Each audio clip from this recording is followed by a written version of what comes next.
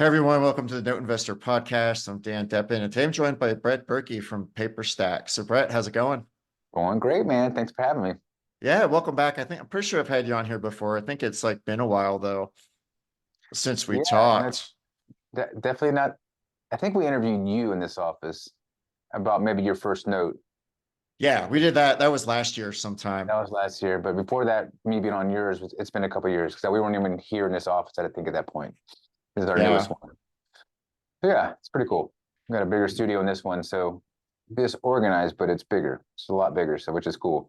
Well, it But looks good from here. If there's any disorganization, I can't it's on that side. You can't see it. see it. Yeah. So, well, thanks for joining again. So I wanted to catch up with you kind of on the state of the note business. And then Yeah. I know I saw you at Note Expo last Mhm. November, and you guys were talking about some new stuff that you had coming out. And I think you're working on some additional things. So like maybe we could start off by talking about like you guys, for folks who aren't familiar with for folks who aren't familiar with PaperStack, maybe just like give us a Okay. minute on like what that is. Sure. PaperStack's a marketplace and a place for you to close your notes. So it's a place for you to find notes for sale or sell notes if you have them. And we have digitized the closing process from start to finish, from negotiations to closings to doc prep to escrow audits, servicing transfer. Everything that you need to do in a note transaction is done digitally through our software. And that's pretty much it. We've even worked in recording is optional, but now we have recordings as an option. So they Oh, can. that's good. I didn't know that. Yeah, Mhm. because I've used your platform before and I like it versus the what I call like the Wild West Yeah, yeah, method of working with individuals. Because you guys have like this nice checklist. You kind of go down and handling the servicing transfer is nice.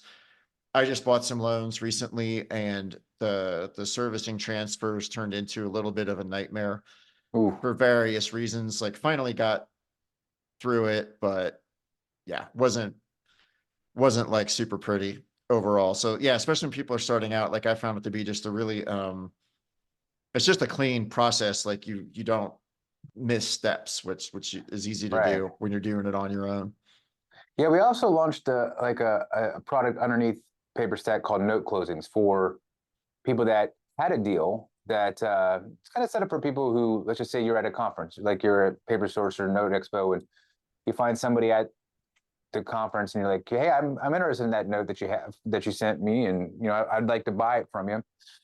But a lot of times you're like, well, who's going to close it? It's like, well, are we using my lawyers? Are we using yours? Or which title company? All this back and forth. Well, note closing is just a way to, well, here, let's just use note closings. And you just upload the note, and then it's like PaperStack. It's like has no branding of PaperStack. It's cheaper than PaperStack because we're not the one. It's not attached to the marketplace. It's basically Mm-hmm. PaperStack, the closing, just the closing, and it's way fast. It's faster. It's getting revamped right now. We haven't really promoted it as much because the first version, there's deals that go on, but it's not. It's a lot. Like you've sold notes on PaperStack before, so listing, Mm-hmm. that's one process, and then listing the note, negotiating, do all the parts, and then closing the note. So there's like multiple processes, and the thing is with note closings, it's everything at once. You're uploading it, you're determining the terms, you're determining who's going to sign the PSA. So it's everything. It's like the listing and the closing at the same time. Mm-hmm.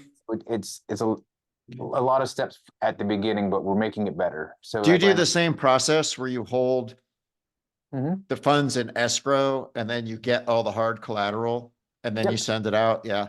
That's one of the Mhm. things I really like most about PaperStack. Because Mhm. like I've had issues too where like you wire funds and then it's not that people are holding out, but they just then like forget to send the hard collateral and you have to chase them down and Yeah. or I get the file and like something's missing and Yeah.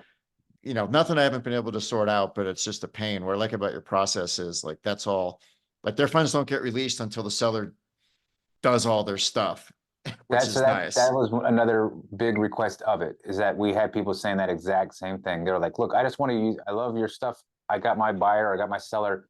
I really just want to use Mm-hmm. the escrow process. I want to use the escrow process, and and so we heard it enough to where we're like, there's a want, and it's it's out there, and so People also want to use it for, let's just say they had I found this note from a seller finance deal, right?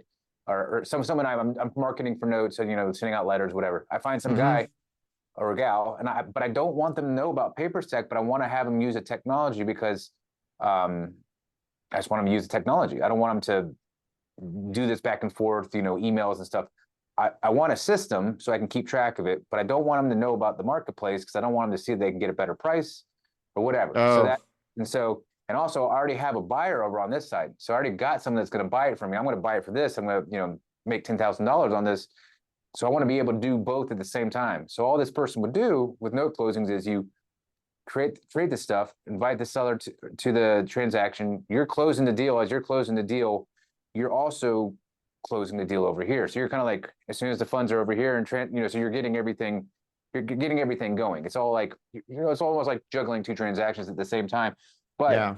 with PaperStack, it's possible, but it's not as easy. With note closings, it's really easy. It's just like, it's just it's just the two closings, and you just got to understand, okay, I'm here in this one. I got to get this one recorded before I can do this one, and da da da da. So it's not hard. I make it sound more difficult than it is, but it's actually just Well, and as the buyer, it's nice because unlike like doing it Wild West style, like if the seller is somebody I don't know, Mhm. I'm not jazzed about the idea of just wiring a stranger I wouldn't money. be. Like it's nice to wire it to escrow and then it's a controlled process. So if they flake out or something gets weird, Yeah. you're protected. To me, it's also just a much like safer way Yeah, that's to one of do the it. that's a big reason was people also sending the letters out. We're saying that I don't want to send my funds to this person, and sometimes I don't know what it is. It seems like maybe a lot of times note holders, I don't know if it's not that they're flaky. Sometimes they don't have everything. And so you don't want to make sure that you get,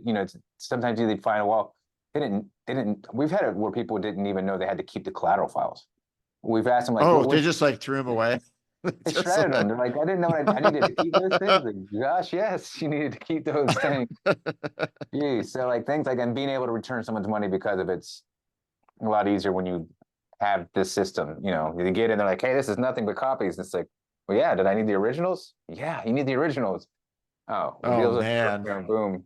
So and so that's what it works out for. But it's one of those things where we haven't promoted it as much, mostly because you kind of feel like you get the lead once with your, hey, I saw it, it's either amazing or it's not, or it's really good what it does right now, but we want to make it amazing. So like we're making sure we launch this with our new versions, so it comes out and it'll just be that much better. So Yeah. Well, I think next go round, if I'm buying offline, I might use that service.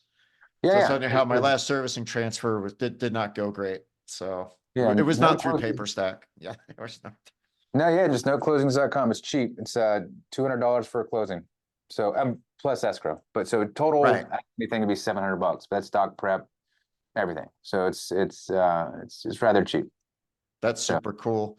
So yeah. so what kind of trends are you seeing like in the market right now? I know like last fall when we were at Node Expo, like from my perspective, I started just seeing like more deals Yeah, it's floating weird. around.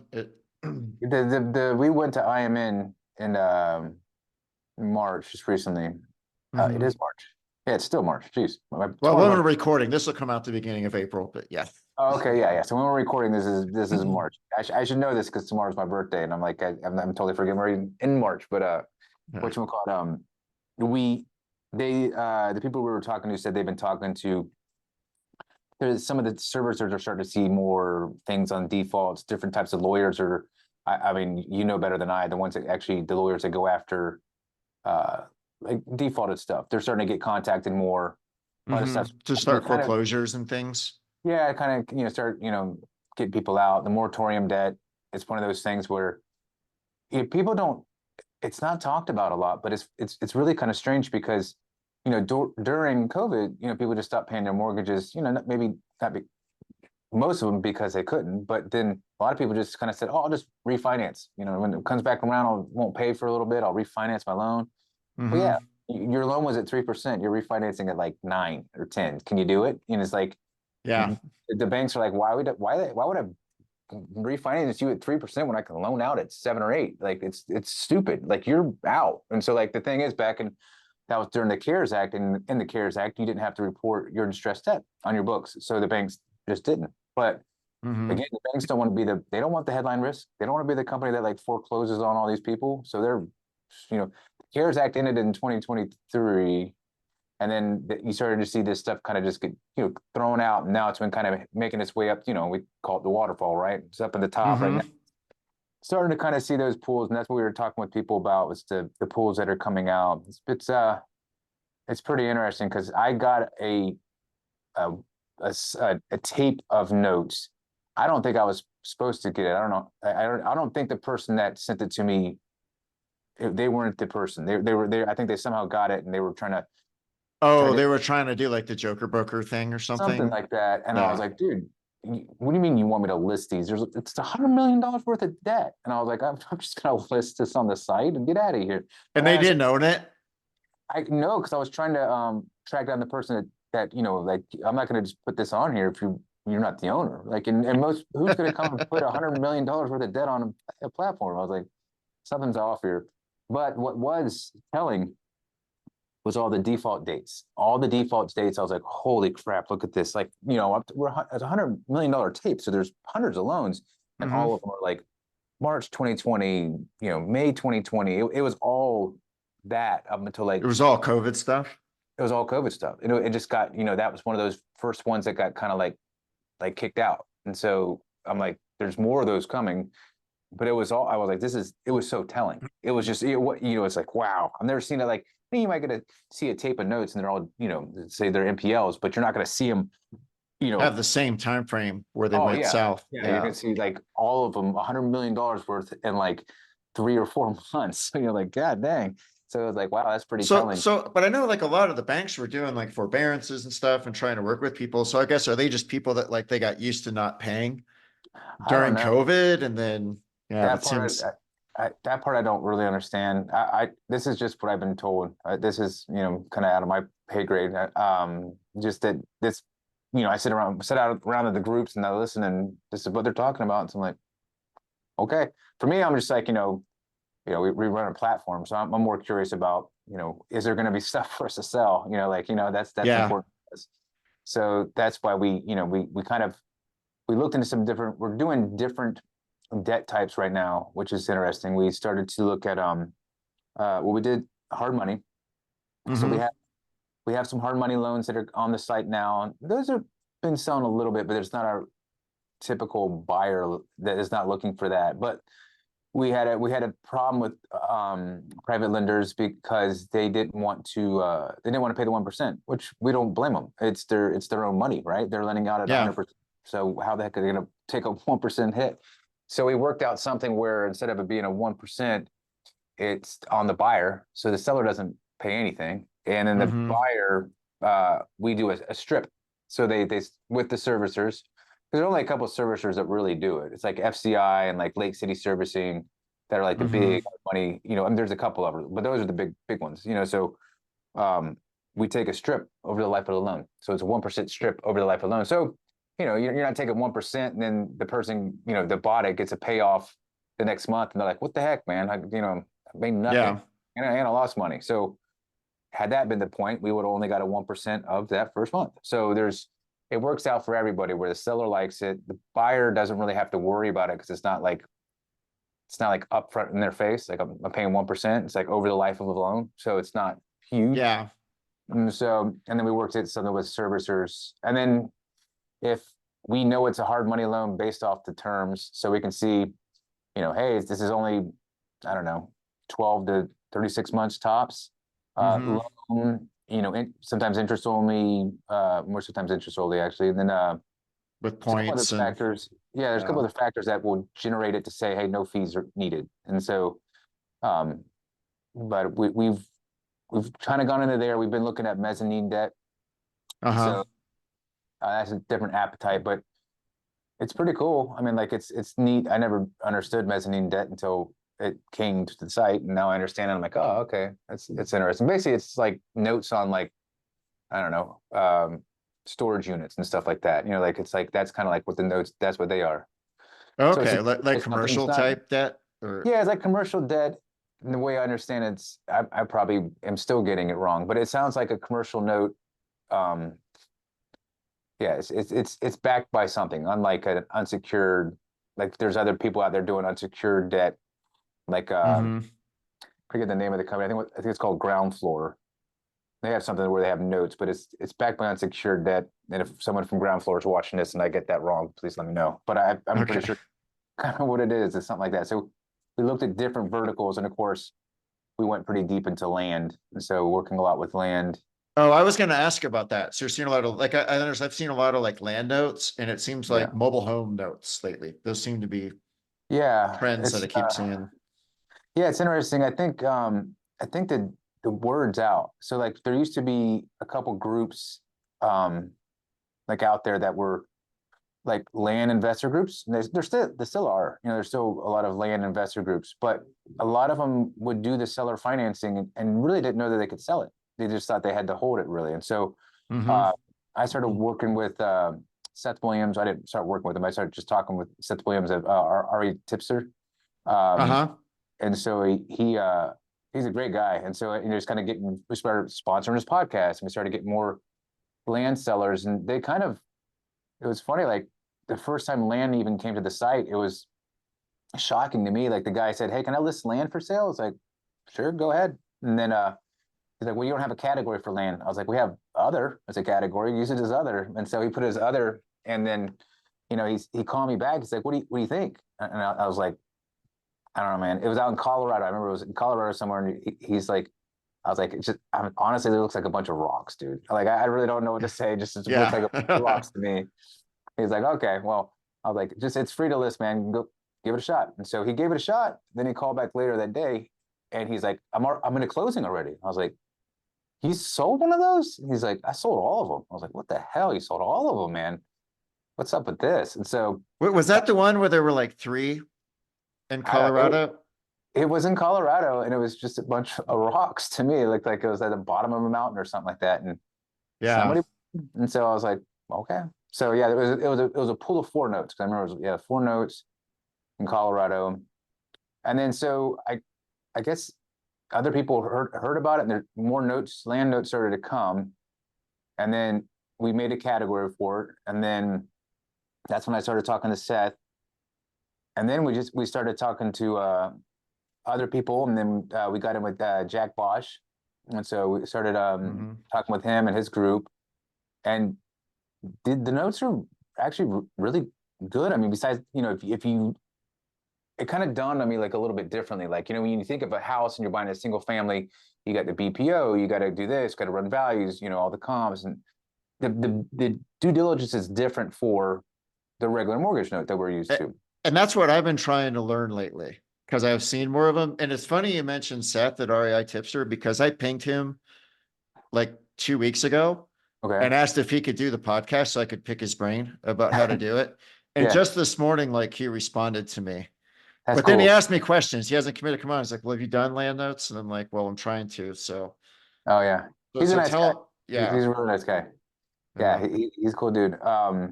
Very giving too. Like he's opened up a lot of doors for it, so we're very grateful for him. But yeah, with the due diligence, it's like, basically they're not going to be, if it goes non-performing, most of the times it's usually not their primary residency. Yeah. Uh, a deed in lieu is not as hard as it would be with the house. And they're not going to be throwing concrete down the toilet, so like you got a lot of things that are kind of like, yeah, this land thing not going to be that bad. And it's a good entry point for a lot of our newer investors. Like I found, like there are some things that you want to make sure is a road access, that's important. Yeah. I buy one in, I almost bought one in Florida, and, I'm asking, had I had any seasoning, I probably would have done it, but the yields like you can get are better too. Like, they're Yeah. willing, because they're getting it such a discount. I mean, they're getting these things like for like the taxes, and then they turn around and seller finance it for like $30,000. I mean, it's like What? one guy we Yeah. spoke to, I was like, God, Lee, I was like, they're killing it with that. Like I think he bought it for 5, seller financed it for 30, had them put 5 down.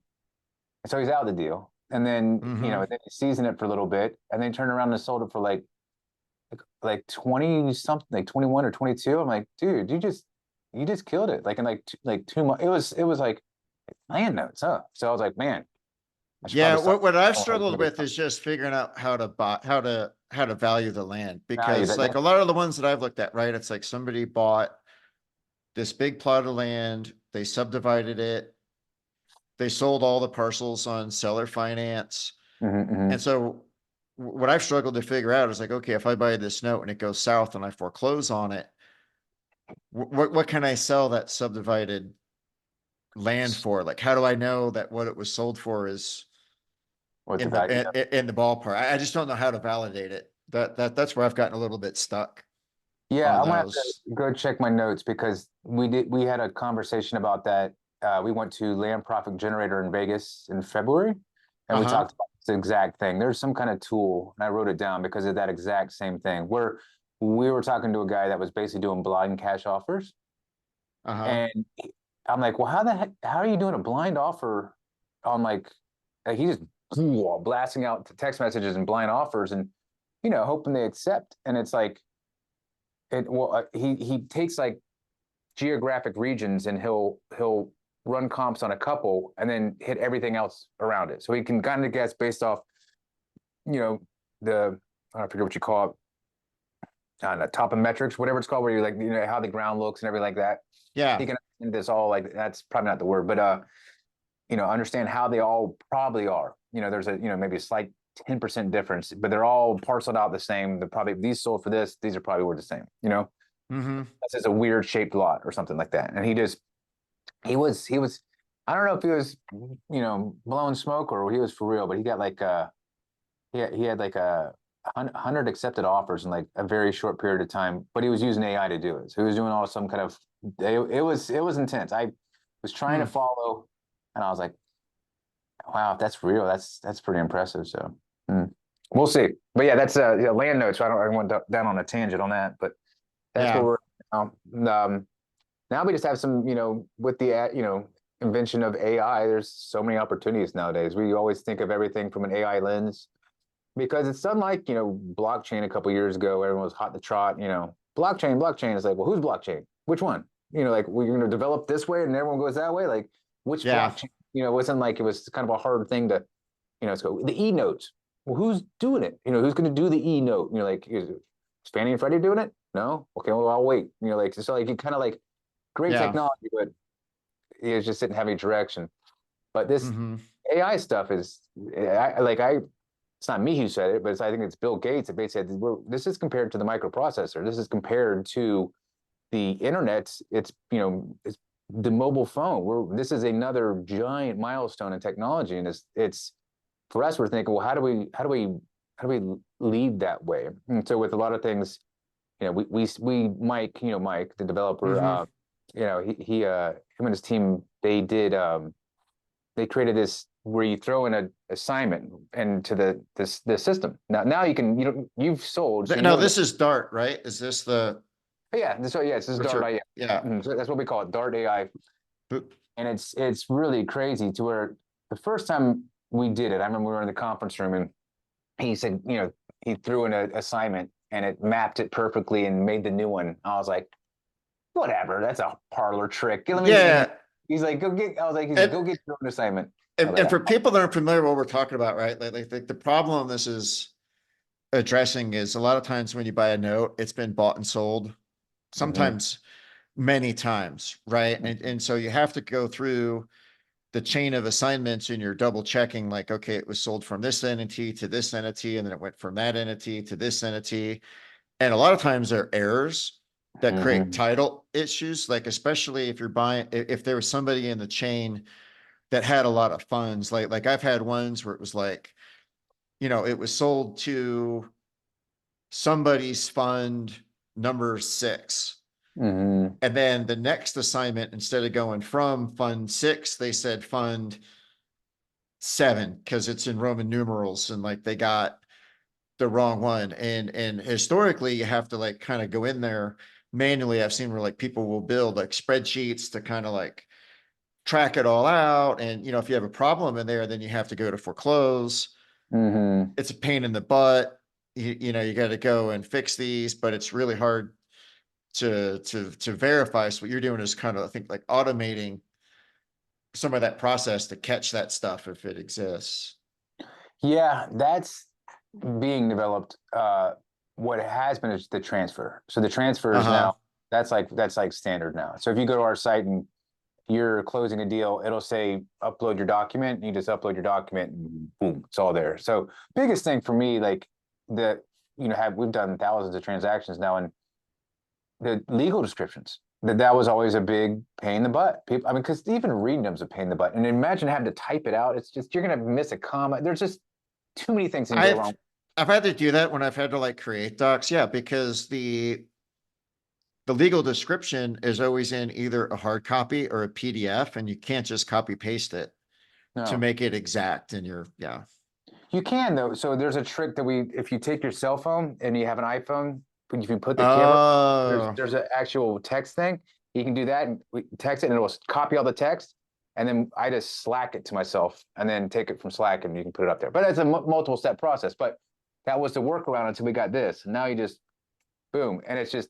So I had Mike, he said, go grab one. I said, all right, I'll grab one. So I just grabbed some random assignment and threw it in there, and I was like, oh wow, that mm-hmm. this is real. Wow. And so it's cool when you're talking about one, you transfer one note. It's magical when you do it for 50, 100, like, you grab them all and throw them in. And that's what we're developing now. So where you can, mass transfer, you're not waiting weeks on assignments, it's automatically done in seconds. And so that's one of the really cool things. The other thing that Rick's been begging for the longest time, and is that they're working on, will be the ability to throw in your collateral files, have it all indexed correctly, and then also be able to ask questions of it, or have it say, these are the things that are screwed up.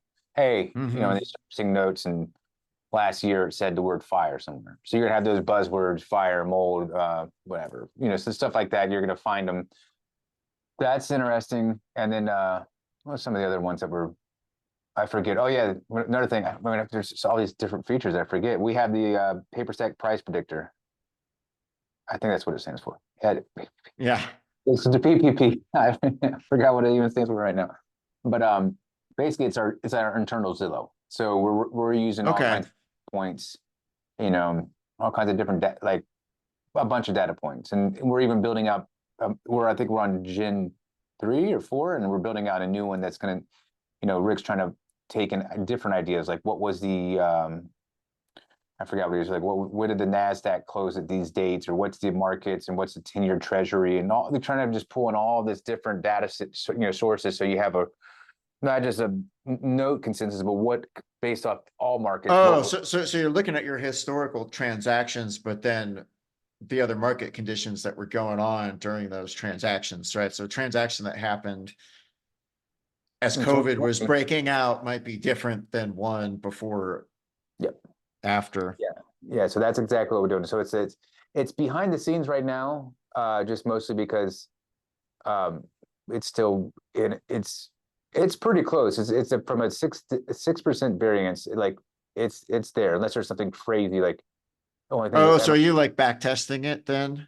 Yeah, we don't So want you to put build a model a. and then you go, yeah. It's pretty close. So as soon as we get it about down to like 2%, we're gonna probably, like, I want to put it out as a almost like a free tool.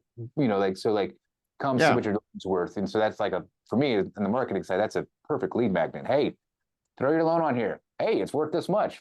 List it. Yeah. That's kind of the goal. So I mean, but for sellers to understand where I'm at, okay, you can take your whole portfolio, throw it in there, 100 loans, and say, hey, this is what your portfolio is worth within a 2 to 3% variance.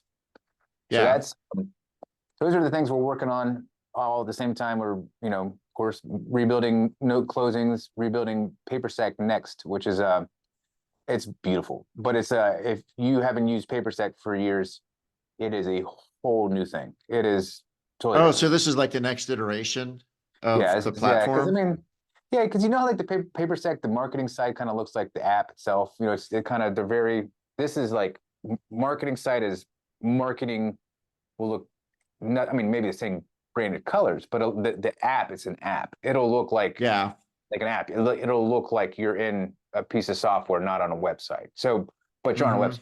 So, but it's the things they're doing, what they're doing. I'm like, it's just, it's first off, it's gorgeous. Like we have a killer, the guy who is doing all the design work, Mark. He's just, he's really, really good at what he does. And so, his eye is just, it's beautiful. That's why I mean, for me, it's like, I like looking at it. I'm like, that is so pretty. But then also at the same time, just little things like, like if let's just say you're on a team and you have, because we're going towards the bigger trades. So you have maybe some work in the trade desk. You might have a couple of people maybe working with them. Well, I want to know what's going on with this trade.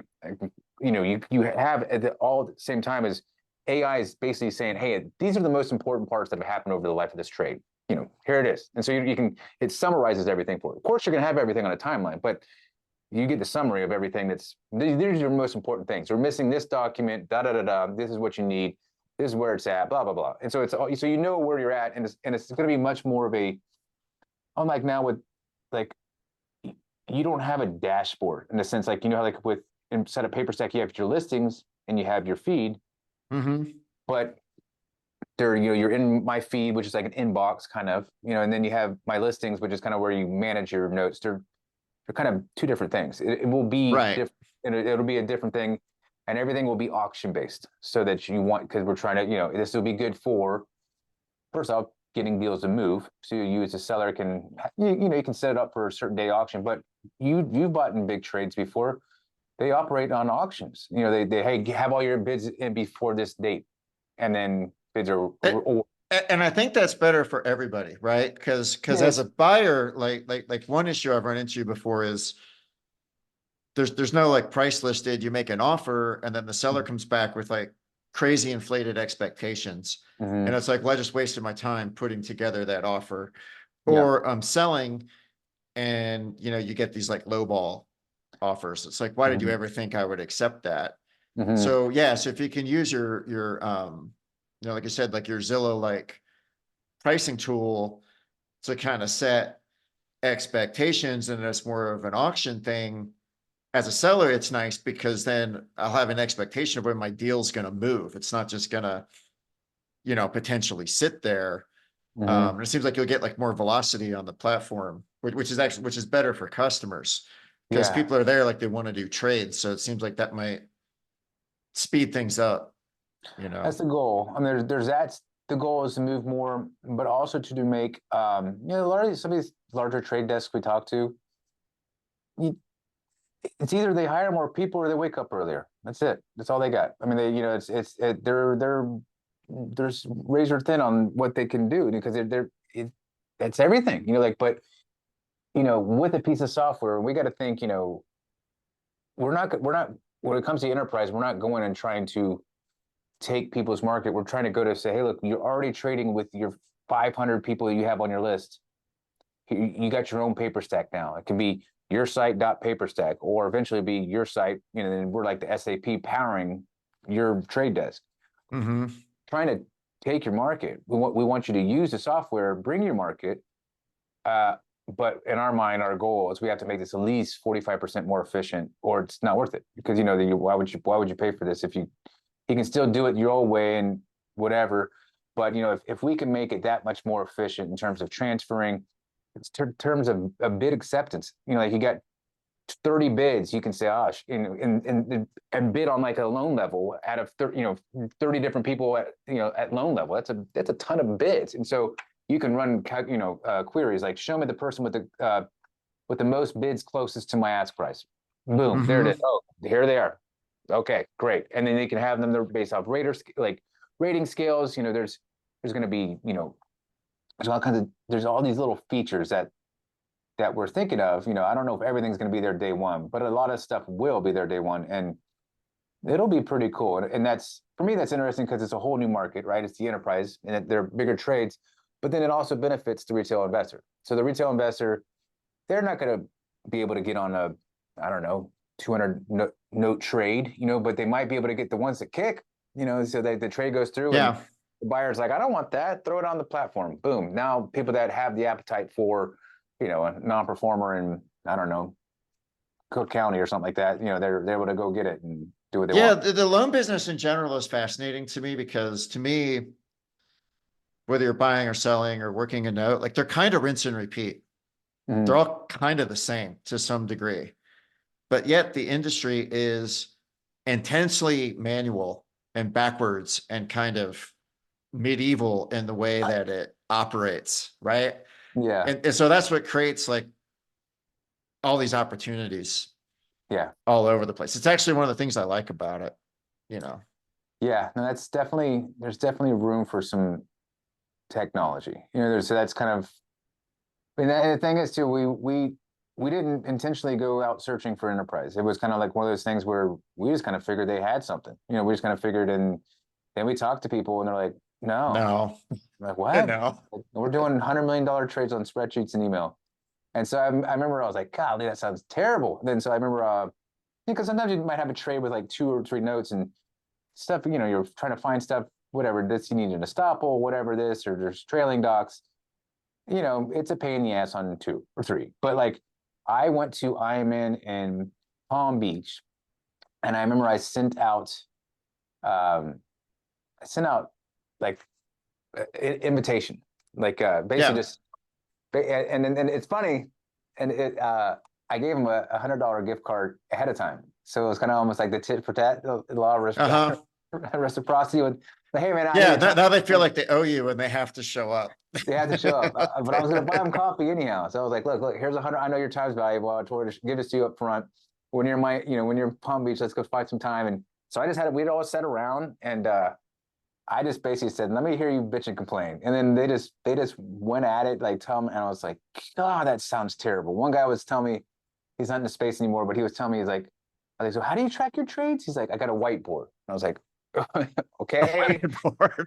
He's like, I got these magnets, and as they move from stage to stage, I move them through the magnets. Like the magnets move to the next stage, and I was like, what happens if someone comes in and bumps into your whiteboard? He's like, Yeah, what if the cleaning folks wipe it out? Do you jump out the window? Like, I was what's the like, plan? dude, Like, what's the it's a plan? whiteboard. And so, but there's other things like, like things that I knew were thing, but it was cringeworthy with them, because they were like saying, like, I'm buying a trade from, let's just say we're in a trade together, right? And I'm buying 50 notes from you. Well, Mm-hmm. we might be talking about note A in this email string, and then somehow we're mixing note A with note B and C in the same email string, but Loan we talk. servicers do this all the time. I'm going through this hell right now on some stuff. Yeah. Oh, and you're like, where's the documents? Oh, I shared them. Well, where? In that email. Which email? You're like, it's like, oh my gosh. So that's the beauty of what we're going to I, have is, I it's had like, a good one from just this morning. did you? So I bought some new loans and they're just now getting boarded. And the loan servicer said, yeah, this borrower hasn't paid in several months. There was this demand sent, what do you want to do? And I'm like, yeah, start foreclosure. I copied my attorney in that state. Mhm. And then they came back and go, oh, wait, that was the wrong note. It was actually this one. So I tell you, well, never mind. We're not, Jeez. it's not a big deal, but it's just a pain in the butt, Yeah. No, it's 'cause- just, yeah, yeah, lack of organize. I mean, it's not, there's just a lot of moving parts. And so it's a lack of systems, right? Like yeah. there's too many little details and rough edges, like to try to do it in email, it just breaks down rapidly. It just Yeah. doesn't, it's not a good solution. Yeah, no. I mean, email did its thing. I mean, email's been around, the internet's 30 years old, like in terms of actually when it was Yeah. it's only like this month, I think, that it turned 30. Like, you look back on how far we've come in 30 years, but email was there from like day one, like that, and message boards. And so it's like, and it's not been updated. It's just been email. It's like, so it is good. But it serves a purpose, but running a business out of it's probably not one of them. Like, I mean, certain No. businesses you can, but not when there's a lot of steps and processes and systems that are needed to make it easy. So that's where this is going to come in and, hopefully be able to add structure in a way that hasn't ever been there before. So that's the goal. I mean, that's what we're shooting for, and that should be out this summer. Fingers crossed. Nice. Well, I'm looking forward to seeing that. Now you committed to it. Now you have, that's like the, We're committed to it anyhow. We have meetings about it all the time, and I I like to peek over their shoulders and look and just like, I don't want to bother them too much, but it does look really cool. Yeah, I'll have to, maybe one day I can share some screenshots, but it's just everything from just even the login screen. I was like, Kyle, we look like, PaperStack, it looks great now. It's a great looking site, Yeah. but this looks enterprise. It's just the polish is just up here. It's just amazing. I mean, because the beauty is, and this is something that's very rare. It's where you can have someone like our the head designer, head UX designer, UI designer. He did work for Facebook. He's been everywhere. He's a big Yeah. deal. So he's done a lot of really good work, and his work is so gorgeous. It's really, really good. But the thing is, sometimes when I might be able to paint a Mona Lisa, or actually, I probably couldn't do that. But I'm not saying that. I mean, think of a better analogy. I might be able to create something gorgeous. That's going to be the title of the video, by the way. Brett can Be, paint the Mona Lisa. No, I can't do that. No, but sometimes the designer can make something so gorgeous, right? So gorgeous. Every pixel perfect, just balancing. It's just a piece of art. And then they hand it off to a developer, and the developer is a developer and doesn't see that detail, that art, because they just don't get it. It just goes through. It's like, yeah, it just doesn't they don't see it. And so like you get like, it's kind of there. It kind of functions the same, but it's kind of Frankensteinish. That's why if you ever go to design websites where they show off the apps, they always show you the designs, not the actual app, because the actual app doesn't really look like the design. yeah. So it may like sort of previous job as a product manager for a big tech company, right? Like you're giving me like flashbacks. So we released this new SaaS application, and we had this really strong UX designer, but like a couple things happened. It was like a management priority that they liked UX. And so you had this like design by committee, and you had a bunch of people with their fingers in it making changes without context. And then you had all these like last minute changes thrown in. So like what actually got released didn't totally match the Figmas. And when we released this and I downloaded, I start running it. One, I noticed some stuff like didn't sync. And then the whole like experience as you go from A to B to C was a friggin' nightmare. Yeah. So design, but yeah, whatever you do, hopefully like you have your one guy, he's good, and you just let them go do their thing. Because this was like some crazy committee stuff, and that sounds scary. It did not go well. Yeah, that sounds really scary. No, that's the beauty of, you said Figma, and for people who don't know, so Figma is a UI design tool that you can actually interact with. So you can actually almost make like what would be the interactions, how they would go, and by drag and dropping. And so it looks like the real app, but it's not. But that is magical. Just even having that there, because you can see the workflows. But back to like what I was saying is like Mike is our head developer, is very good with design as well. He's very, very, very good. And with them two together, Mike can see the design. So he gets it. He speaks the language. So when he's developing it, it's like, oh my gosh, this is a pixel perfect app. So it's not like, it's like, yeah, great design. Yeah, crappy. The other one I've run into is the backend engineer wasn't on board. And so they get delivered these like beautiful Figmas that are going to do all the stuff. And they're like, yeah, we didn't build the backend APIs to support that. There's no time to put them in. Sorry. Oh my gosh. That's got to be heartbreaking. Jeez. Yeah. Yeah. The development process is not always. It's interesting. But you guys have the benefit of a relatively smaller team. I'm guessing that keeps it tighter. You get into these big sprawling, like 200-person teams, and you can get breakdowns pretty easy. I would imagine that's why we try to keep, in the office, they're right here, right now. Like, just they sit like this, and they talk back and forth, and they come up with ideas, and they have the whiteboards. And so it's very interactive. It's not like, they're across seas or something like that. It's like they're sitting right here, so yeah. So they get that, and then lunch or something like that, they might, they spitball ideas. And it's some of the stuff that, I mean, they're not note investors. Mike's been in it a long enough time that I really understand it. But some of these new ideas for stuff, of course, we have Rick sits in, so Rick can kind of give that perspective of what a big trade's like. But with having Rick and Mike and Mark, and they kind of like pass ideas and say, "Oh, this would be really cool." Well, and Rick will say, "This needs to be in there." This is how a trade goes. And so then they take it and they do it, and they make it better. So I think what's going to happen is, hopefully, once it's finally released, people will see like this is a more efficient process to do a big trade. That's the Yeah. goal. Like I said, if it doesn't save someone 45% of their time, we don't know if it's, we want to make it worth it for people. And that's the goal. Well, I'm willing to bet you can hit that bar being versus email, but yeah, look forward to seeing that when it comes out Let's hope we can do better than email and spreadsheets. this year. Yeah. You know, So, that's cool, man. all right. Well, thanks again, Brett, for joining. But yeah, let's have you back when some of that new stuff starts rolling out, and Yeah, we'll should go be through this. some of it. I'd love to see like the before and after I'd love to show it off. Once pictures. it's here, I'll reach out to you. I'll let you know because it'll be probably, what are we in, March? So yeah, a couple more months, 3 or 4 months. Nice. For All us, right. fingers crossed. Well, thanks again. Take care. Yeah, you too. Have a good day. All right.